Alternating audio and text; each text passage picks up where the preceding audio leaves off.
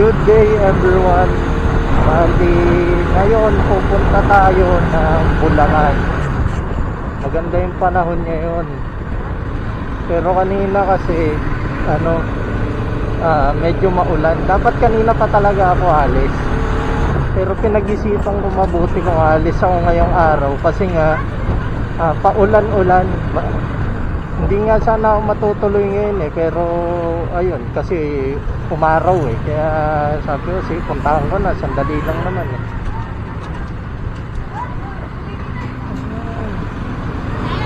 Ito lang talaga mahirap pag dumaan ka dito sa mga shortcut medyo traffic, pero mabilis ka naman makakapunta, saka hindi naman siya yung talagang traffic na hindi gumagalaw. Huwag ka nga lang malasin kasi may times talaga dito na hindi gumagalaw yung traffic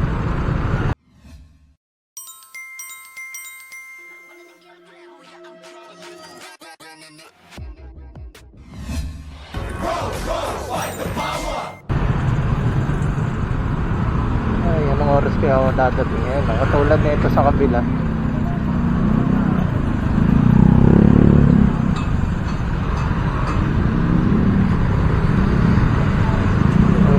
Kabila traffic yung sa amin gumagalaw pa.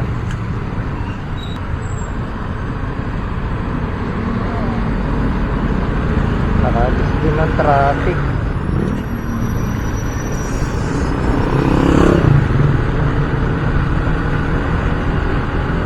Sana dito tuloy-tuloy na tayo. Ang hassle ako kaya talaga hindi ako mahilig magmotor kasi dito sa Metro Manila laging traffic.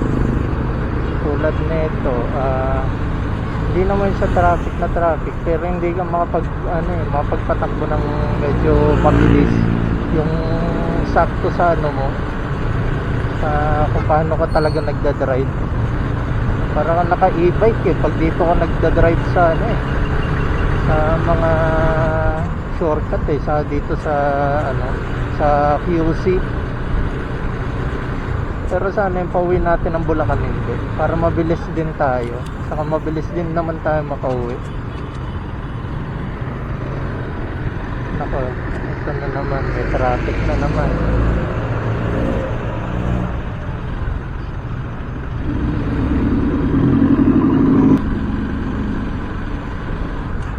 Lang kaya matatapos yung MRT. Natapos yung MRT, pag gusto ko umuwi ng Bulacan, di na ako magmomotor, magko-commute na lang ako. Kasi talagang mas hassle nga naman talaga yung mag-commute, ay magmotor. Nakakapagod din kaya mag-drive, tapos lagi ka pa natatraffic, talagang umay Feeling ko itong motor ko maluwag ng kadena kasi pag pinipiga ako yung clutch parang yung kadena niya kumakalansing. Siguro dahil sa kadena yon, pero hindi ko sure kung kadena yung naririnig ko, pero parang kadena nga. Ewan ko ano ba yun. May gas.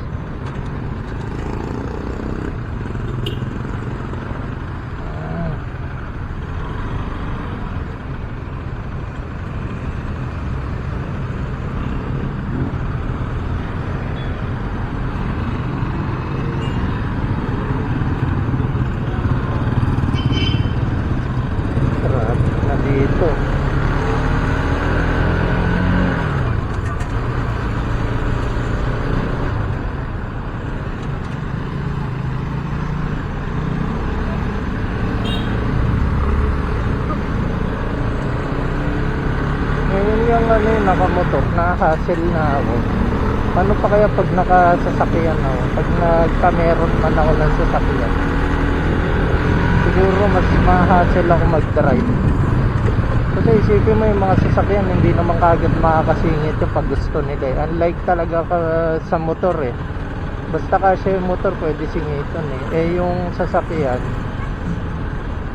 wala talagang masisingitan yan kasi karamihan ng kalsada dito sa Pinas lang, kabilaan lang. Ito medyo malaki kasi dalawang sasakyan dito pero yun nga Karamihan kasi isang sasakyan, isang motor lang kasya.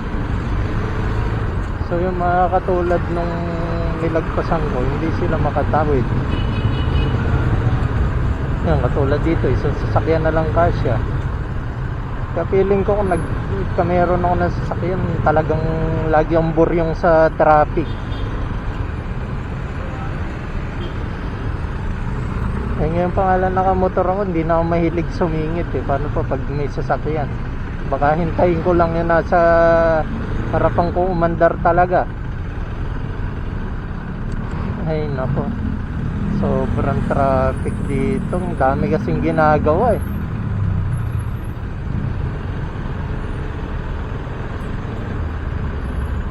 Yan, nandito pa lang oh. Medyo traffic na. Init na ng makina ko, putik yan.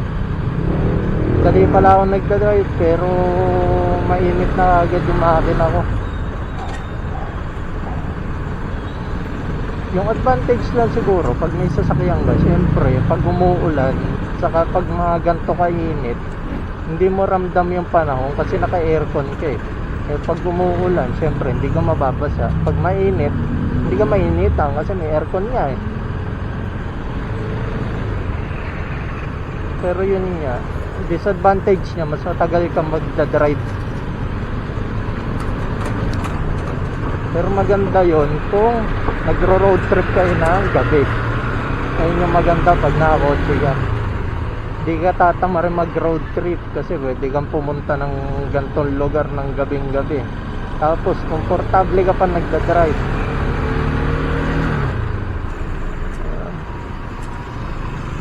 Kami nasiraan.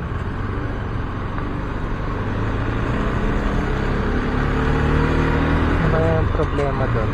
Nabangga ng motor.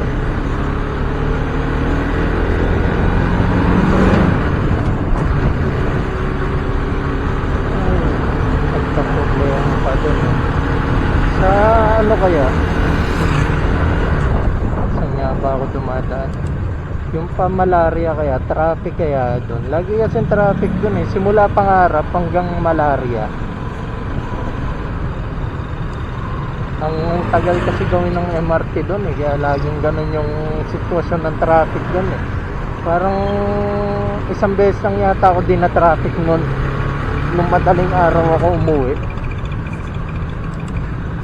Pero simula talaga nang ginawa yung MRT, bilang lang yung beses na hindi ako na traffic. Nung pandemic hindi naman ganun ka traffic nung, parang naalala ko nga pumunta kami ng Lagro dati ni Janine. Parang pinuntahan niya yata yung plaka nung motor niyang orange. Tama nga ba? Hindi ko na maalala kung ano ginawa namin dun eh. Pero pumunta kami doon para tignan niya yung para puntahan niya yung binilan niya ng motor doon. Tapos yun, sandali lang naman kami. Hindi ako nag-drive nun eh. Umangkas lang ako sa kanya eh. Pero ang bilis talaga nung biyahe namin. Hindi kami na traffic talaga nun. Nung pandemic yun nung anong year ba? Mga bandang 2022 yata. Tama ba? Ay, oo, tama, 2022 yun.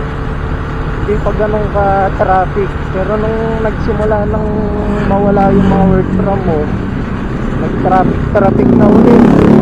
Nagbalikan na yung mga yung traffic doon sa sa Lagro. Tapos doon sa sa Pangarap. Grabe ayun lang yung nagka-problema doon, parang nagkabangga lang pero ganito kahaba yung traffic. Iyak talaga. Tapos may bus pang malaki. Siyempre pagdaan niya doon sa yung parang sigsag na dinadaanan ko, naku, tagal niyang magmamaniobra doon. Nagkamali ka ng nilikuang kuya, dapat di ka dumaan dito.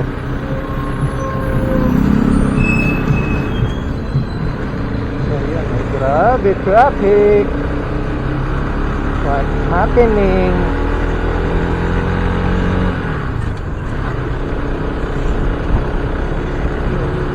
night lang tayo ngayon. Anong oras na ba? Ang tansya ko parang 4:30 na eh. Bakit nga ba tayo uwi sa Bulacan? Ano kasi tayo doon, pupuntahan tayo meeting. Bala ko sana dyan ako mag-stay ngayon sa sa Commonwealth ngayong weekends eh. Pero dahil nga may meeting, kailangan natin umuwi ng Bulacan. Pwede ba ako dito? Hintayin ko nang umalis tong kabilang lane. Hirap na.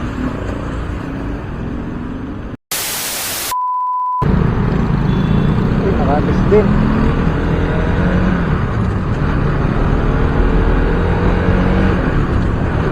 Sobrang traffic eh. Tapos shortcut ulit tayo sa Lagro naman pagkatapos dito.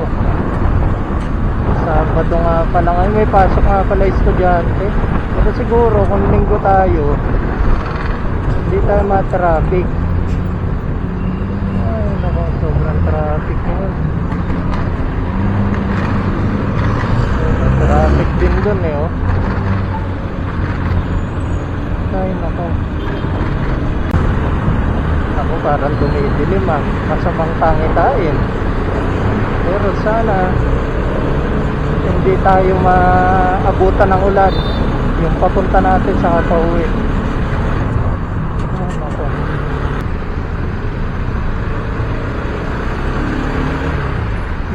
Dati gas station, hindi na pala siya bukas ngayon. Nabili na siguro ng STI yan. Kasi ito ginawang, yun pa rin pala. Nandun pa rin pala yung parking.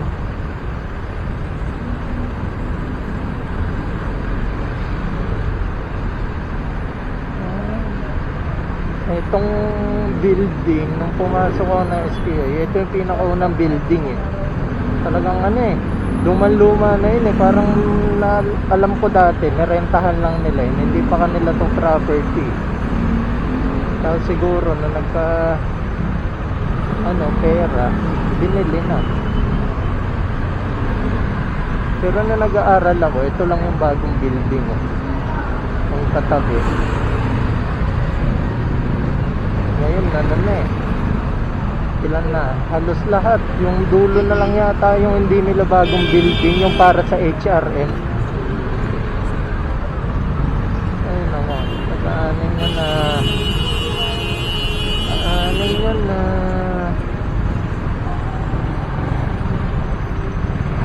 ayaw padaanin dito sana, tapos yung traffic. Nagalit si ate, buti yung asawa niya chill lang. Ayaw pa singitin eh, ewan kung bakit. Siguro dahil sobrang traffic. Pero sandali lang naman, papadaanin mo lang eh. Pero may mga ganun talagang driver eh, ayaw magpasingit. Pero so far naman, karamihan ng kong driver, talagang pinapasingit ako, lalo na yung pagmaga na intersection. Talagang nagbibigay ng daan eh. Pero never ko na experience yung katulad kanina doon sa sasakyan. Pag papasok na siya, lagi siyang inuunahan. Parang first time ko yung nakita. Pero hindi ko pa na-experience. Nakita ko pa lang.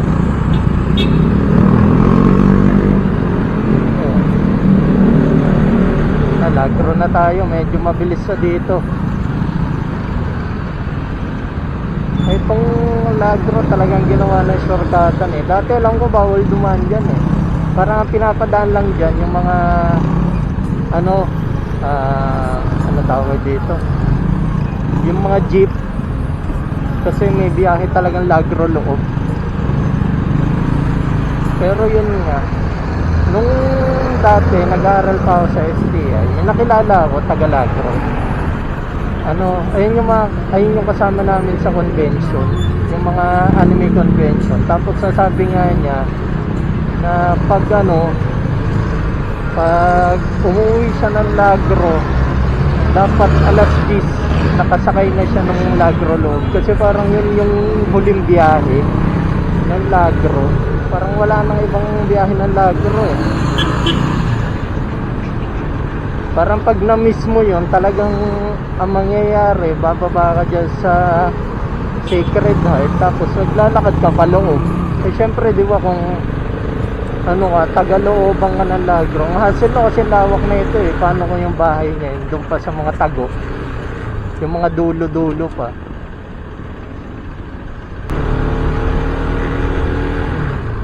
So yun, ayun lang, naalala ko lang kasi ngayon ko lang, ay nung ko lang nalaman na ano eh, may oras pala yung ano dito, yung mga sasakyan sa Lagro. Alam ko kasi dati only yung ano dyan eh, yung mga jeep. Yung pala may oras lang, pag ginabot ka ng ganong oras, wala ka na talaga masasakyan. Kailangan mo ng ano, maglakad. Eh, noong time na yun, parang sinabi niya, delikado dito, kahit ano, kung kahit daw may mga barangay tanod, may mga part daw talaga na delikado. So natatakot din siya maglakad. Pero parang feeling ko hindi naman eh. Oh. Nagano pa. Hindi nga pa mag-stall. Dito na tayo daan, wag na tayo doon sa kabila. Ang hassle eh. Sa dito tuloy-tuloy eh.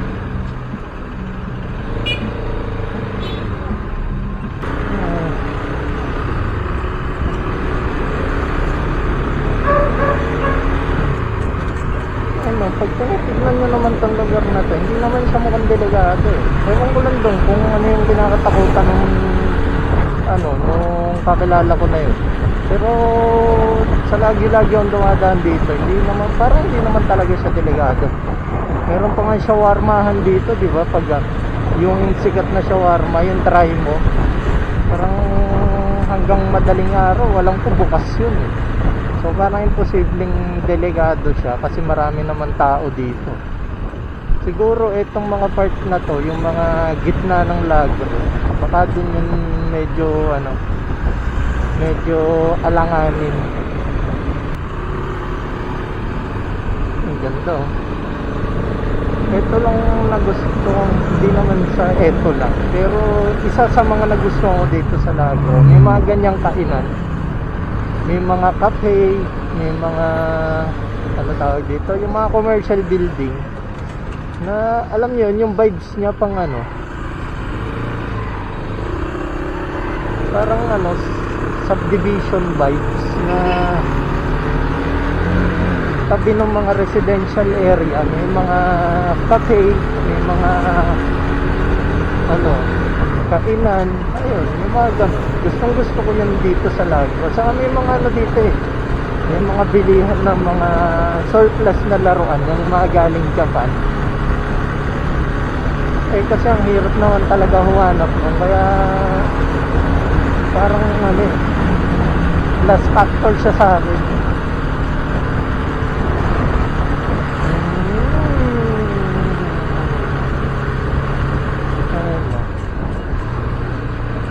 Ganda pa ng bahay dito. Dati gusto ko rin tumira dito eh.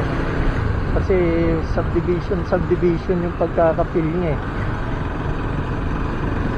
Hindi talaga siya masasabing ano eh, yung katulad doon sa subdivision namin sa Bulacan na kahit gated siya, hindi mo siya masasabing ano eh,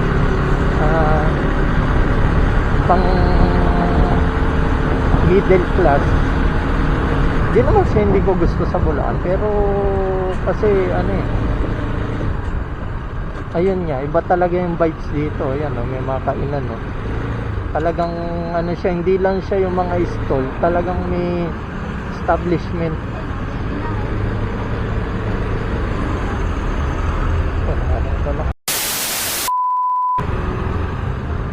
Ayun na po. Gusto ko sana dito na dumaan sa Patime, kaso wala akong ano dyan eh, wala akong sticker ng subdivision eh. Tapos wala naman akong alumni card dyan kasi di naman ako dyan graduate. Pwede sana akong dumaan dyan kung may kakilala akong taga Fatima. Pero since wala, talagang magtitest tayo dito sa traffic na part.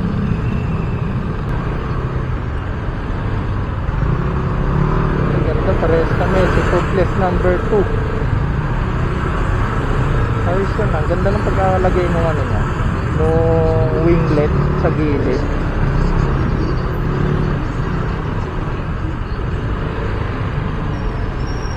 Pero hindi ko nilalagay yung parang over na kung maglalagay pa ako ng ganun eh.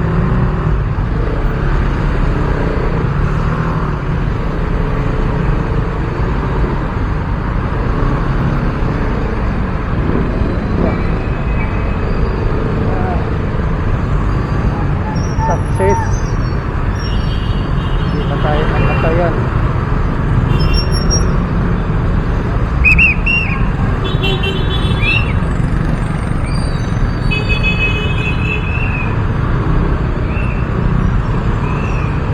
Sa mga ganong pakyat talaga ako dati kinakabahan eh. Lagi kasi talaga ako namamatayan doon. Legit talaga yun. Kahit nga yung ano lang, yung medyo slant lang, yung medyo pataas lang, namamatay na ako eh. Pero ngayon talagang ano na eh, yung mga ganun na pataas, hindi na eh. Oh. Ay naku.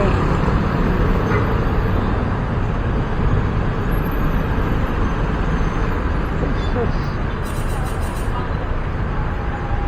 One eternity later.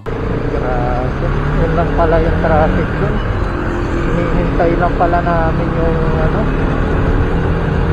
yung mga sasakyan na makapag-park.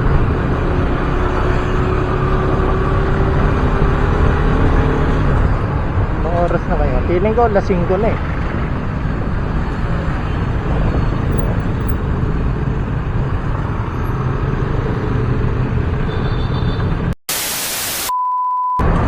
Ito paggabi na eh, kaya medyo madilim na eh. Feeling ko hindi na uulan ng gantong oras.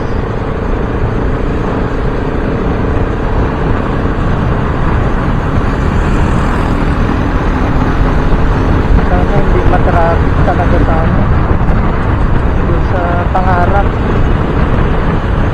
Pero ka naman matraffic doon.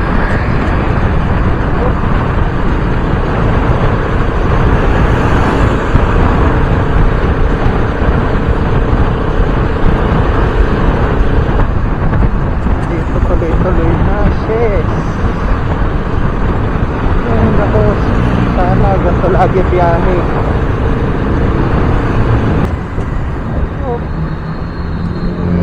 Paddle na naman. Ang mga lugar na hindi binabaha ngayon, bahang-baha na.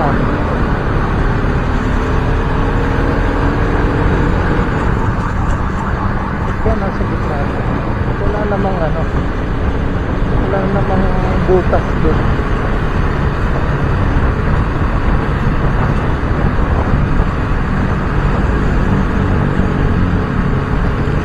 Another baha. Ay nako, lagi na lang ganito.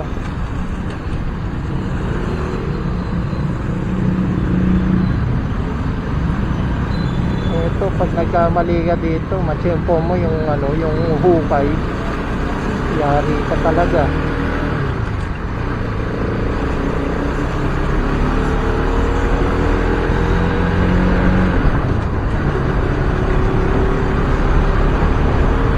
Oras na ba? 5:19 na. Oras kaya tayo dadating. Feeling ko makakarating tayo ng Bulacan. Ano na? Mga 5:45. Almost 6 na. Ano kaya? Ito yung ano, yung titigilan ng MRT. Dito pinapark yung mga bagon siguro. Pero kung dito yun, ano yung nandun sa Dahlia? Sabi kasi nila, pagkakaalam ko talaga doon, parang ano rin ng MRT yun eh. Parang part din ng MRT, pero dito na tinayo eh. Grabe, layo na ng itsura na ito dati oh. Ay ngayon, kaysa doon sa dati. Dati, itong part na to, puro ano dyan, puro puno talaga. Eh ngayon, tignan mo, building na rin halos. Nakakamiss yung mga times na ano siya eh, na mapuno-puno siya. Kasi dati, nung ano yan, nung mapuno-puno pa, talagang presko talaga dito. Saka never dito nagbaha. Hindi ko alam kung factor yan kung bakit nagbabaha na dito. Pero dalawa lang naman yung ano yan eh, yung reason. It's either dahil sa MRT or dahil nga nawala na yung mga puno dito. Kaya lagi nang binabaha tong part na to. Pero siguro parehas may parehas yun na reason kung bakit may baha na. Ay, dati dito naalala ko never nagka-traffic dito, tapos ang bibilis ng mga sasakyan dito dati. Pero ngayon diba, tingnan nyo naman, almost 2-way na lang. Swerte na pag 3 lanes dito.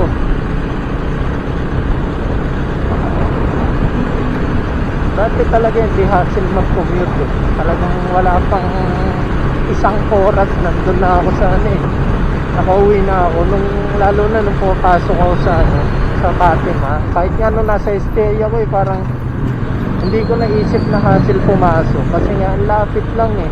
Ay, ang lapit tuloy, ang bilis na ng biyahe. Ngayon hindi na eh. Tapos yung STI nga bawal ng daanan ng bus. Eh dati pag sumasakay kami ng bus, tatanungin mo lang kung yung bus liliko ng regalado o hindi. Pag hindi lumiko, hindi kami sasakay. Pero karamihan talaga ng bus lumiliko talaga ng regalado. Kasi ayun nga, doon kami doon marami talagang pasahero eh. Karamihan ng sumasakay galing Bulacan nag-aaral sa STI. So kaya doon sa Fatima Regalado, kaya lahat ng bus or almost lahat talagang lumiliko. Saka bawas traffic din kasi. Ay, bawas traffic, hindi na bawas travel time kasi shortcut din yung Regalado na yan eh. Yan, sana tuloy-tuloy na dito.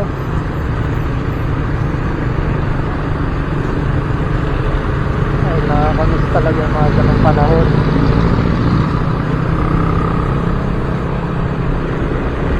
Ito, sabi nila grocery daw yan. Parang maliit na na grocery.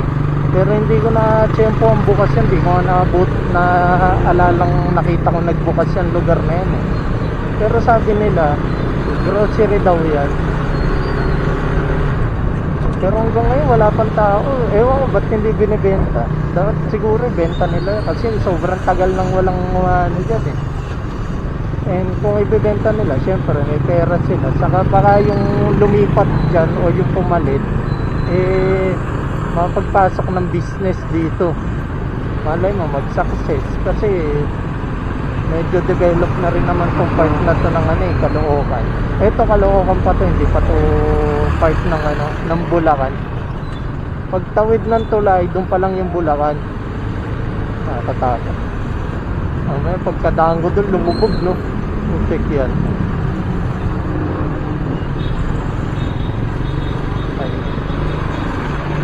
Ay nako, naalala ko yung mga tropa kong nakatira sa Bulacan. Kasi isipin mo yung tropa ko sa Northgate, si Rigel. Araw-araw biyahe dito yun. Eh sobrang traffic talaga dito. Ayun o, katulad niyan. Tapos sino pa ba? Yung mga kilala kong biyahe araw-araw. Yun, si Magalons. Yung mga nakatira malapit sa amin talaga. Yung mga tropa ko doon. Sila Janine. Halos karamihan din. Pero iba kasi may mga sariling business. Hindi naman business. Pero yung iba work from home. Yung iba naman bihira dumaan dito. Tapos yung iba may mga racket na hindi pumapasok araw-araw. Pero yun, sila Magalon, grabe yun. Araw-araw nila binabiyahe ito, sila Janine.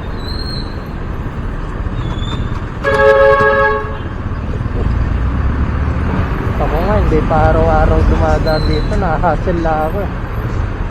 Pero yung lang kasi mag-shortcut doon sa ano eh, Caloocan eh. Doon sa pabagong silang. Kaya dito na ako dumadaan. Okay.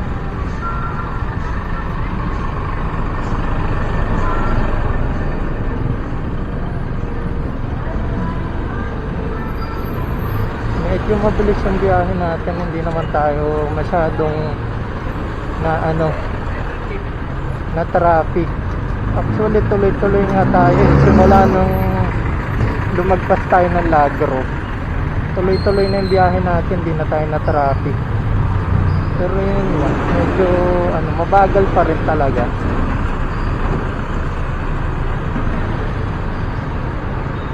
Bilisan na natin kasi tinatamad na ako magbiyahe. Ayun, siguro isang reason din talaga yun kung bakit pag nag-iaya sila ng rides hindi ako sumasama kasi ano eh, wala eh, tamad talaga ako magbiyahe. Hindi talaga mawawala sa akin yun.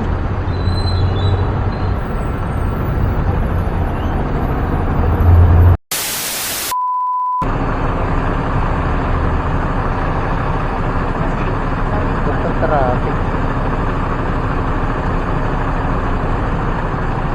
Jesus.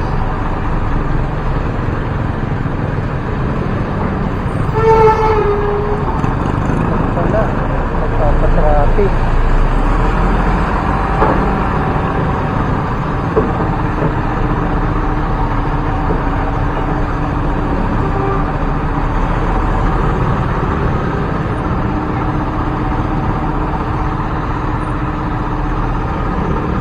Kalsada dito.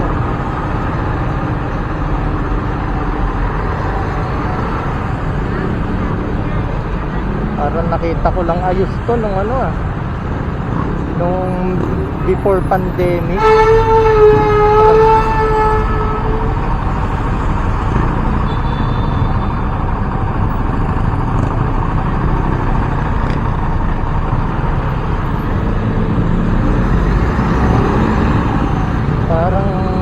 After ng ano ng pandemic hindi ko na nakitang ano naayos tong mga kalsada dito. Pero dati talaga hindi naman ganun kalala yung kalsada dito. Dati medyo ano pa to eh, lubak lang. Pero ngayon putik yan, talagang tignan nyo naman, nakakatamad daanan eh.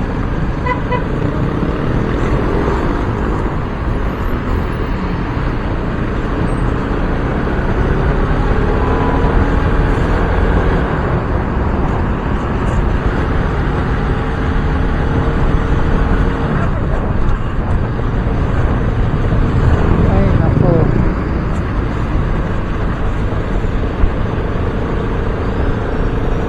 Ngayon alam ko na ang feeling pag tinitignan nung mga nasa ano, nung mga nasa loob ng sasakyan. Dati kasi di ba na nagko-commute ako, pag nasa FX kasi ako sumasakay, nasa bandang likod talaga lagi ako. So syempre para hindi ako maboring, pinaglilingon ko yung mga ano, tumitingin ako sa likod. Tapos yun, napapansin ko pag may mga sasakyan, parang hindi naman sasakyan, yung mga nakamotor parang ilag na tumingin sa mga nakasakay ko sa FX. Ngayon alam ko na ang feeling kung bakit. Kasi dati ano eh, nangaasar pa ako niyan, talagang tinitingnan ko talaga yung mga nakamotor eh. Yung pala pag sa'yo pala ginawa, parang ano eh, nakakahiya. Parang ikaw na mahihiya, hindi na ikaw yung ano eh, ikaw na iiwas talaga ng tingin eh.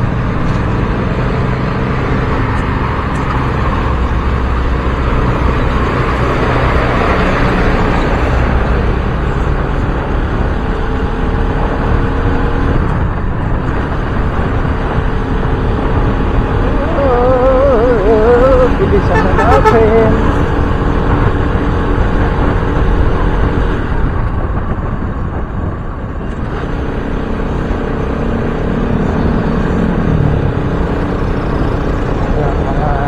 Team Gagang Boys. Yan yung mga ano eh, batang pag mga tagulan naghahanap ng gagamba eh. Ganyan kami dati. Gagang Boys team eh. Pero syempre joke lang yun. Feeling ko ba, ay malay ko ba, malay natin nag-ano lang sila, kakadayo lang ng basketball. Pero kami talaga nung bata kami, ano talaga, naghahanap kami ng gagamba pag gantong maulan. Pupunta kami dati sa Mangkor ng gabi para lang maghanap ng ano, gagamba. Tapos mga asar pa kami ng aso. Meron yung mga nakasama ko dati, nag-ano talaga, nagpapahabol sa aso. Hindi ko alam kung anong term yun, ayop yan. Eh ako takot na takot ako sa aso, kaya never ako nagpahabol sa aso eh. Pag nilalapitan niya ako ng aso na ano ko eh, may statwa talaga ako eh. Kasi iba parang pinagtitiripan pa, nagpapahabol pa. Siyempre, sino ba naman gustong marabis? Siyempre, di ba wala? Sino ang gustong makagat ng aso? Eh dati, kahit dati pa, mahal na ng ano eh, ng, ano tawag dito? Ang mahal na ng pa-anti-rabies eh. Pero ano, sa kabutihan palad, nung bata ako, never ako nakagat ng aso talaga. Parang never ako yung talagang nakagat ng malala, yung nilapa. Hanggang ngayon naman, yung mga kagat sa akin parang ano eh, nadaplisan lang. Hindi ko nga alam kung kagat ba matuturing yun, pero pinapaano ko na rin yung pinapa-anti-rabies ko na rin para sure. Mahirap na mamaya marabis ka pa. Ay nako, basa na yung ano ko, pants ko. Basa kasi yung ano eh, upuan na ito eh, kasi kakaulan nga lang eh. Traffic na rin dito, dati hindi naman nagta-traffic dito.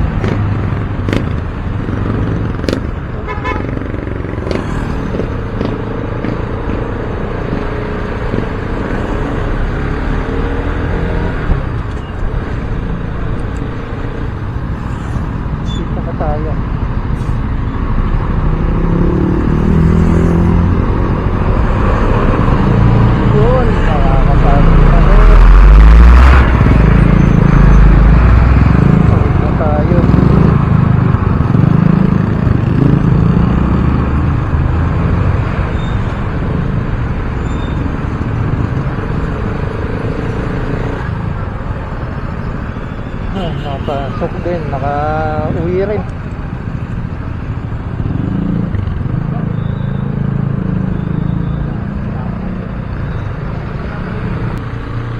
Dami na shortcut dito. Dati tandaan na to, walang dumadaan dito eh. Saka dati puro talahib dito. Pero ngayon, medyo nagkakameron na ng bahay-bahay. Pero karamihan na nagtatayo dito, alam ko parang resort na. Parang itong ano eh, Bomber Million or Pexon, karamihan dito parang ginagawang commercial tong lugar na to, nagtatayo ng mini resort. Yung pinag-anoan niya namin eh, yung pinagdausan dati ng Christmas party namin dito sa Pexon, ayun, ano, parang bahay siya na malaki, tapos may pool. So yun nga, parang inano na nila, kinonvert na talaga. Parang ano eh, ito na yung ginawa next na Laguna, ano eh, Pansol. Kasi diba sa Pansol, ang daming ano talaga, ang daming mga resort doon, yung mga bahay kino-convert talaga. So parang naging ganto na dito. Kasi lalaki rin talaga ng lupa dito. Saka ano naman to eh, accessible siya, kaya siguro yun. Ito yung mga ginawa nilang ano, ginawa nilang resort ka resort.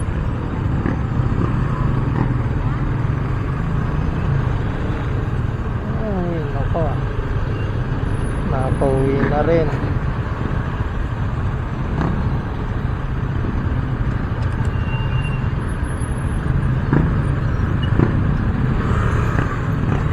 ibang iba na tong ano, tong Kumangga Elementary. Old school dati ang ano na yan, yung lugar na yan, yung mga school dyan, talagang ano, luma. Ay, school tuloy yung tama, yung mga school building, luma talaga yung tsura. Pero ngayon, no, ang dami nang tinatayo. Buti nga na-develop yan eh, kasi naalala ko buong elementary ko hanggang nag-college ako, hindi binabago yung building. Ngayon lang talaga nung umalis kami, parang doon na nagka-budget na paggawa tong mga lugar na to, ay etong school na to. Ay no, tas dito ang dami ng ano, ang dami ng car shop. Ayun. Tapos doon sa tawid, ay doon sa ano, sa taas, may subdivision na. Dati walang ano doon eh, walang building doon eh. Talagang ano yun, talahib dati yun. Kung minatira doon sa likod, ano yun, konti lang, saka talagang mapuno. Pero ngayon, di ba, may mga ano na, may subdivision na doon. Alam ko ginawa, doon dinala yung mga ano, nirelocate galing sa mga ano, galing doon sa mga housing tuloy. Yung mga ano, pinagrelocatean ng mga informal settler sa Manila, sa QC. Ayun, dyan lahat dinala yun, saka sa Caloocan.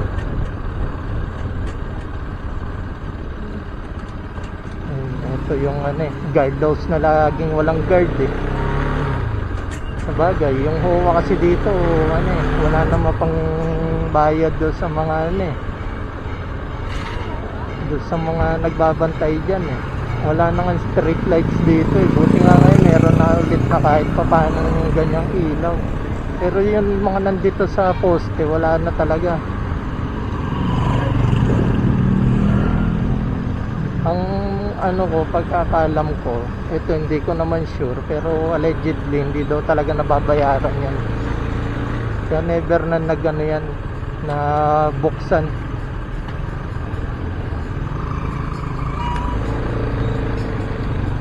Ayun, malapit na ako guys. So kung umabot kayo sa part ng video na to, pahingin naman ako ng ano, ng like and subscribe.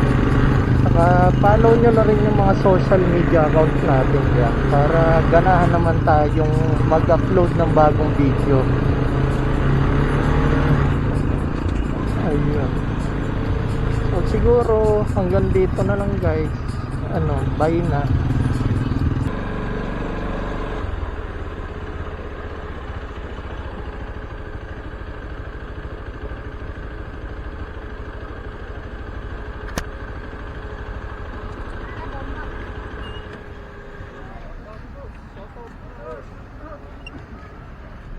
Wala naman siya.